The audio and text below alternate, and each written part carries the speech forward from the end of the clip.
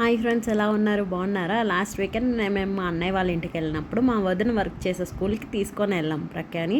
తను ప్లే స్కూల్లో వర్క్ చేస్తుంది అనమాట. సో సాటర్డే పిల్లలు రారు కాబట్టి మనం ఎలా తీసుకెళ్ళచ్చు అనమాట. తీసుకెళ్దామని తీసుకెళ్తే సరదాగా అలా ఏడుస్తూనే ఉంది.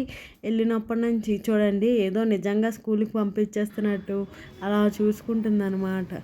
చూస్తే ఆడమన్నా ఆడదే, ఎలా చూస్తుందో చూడండి. అలా ఎక్కింది, ఎప్పుడు ఎలా ఊగుతుందో అలాగే ఊగుతుంది, కానీ అసలు ఎంజాయ్ అంటూ చేయట్లేదు తను.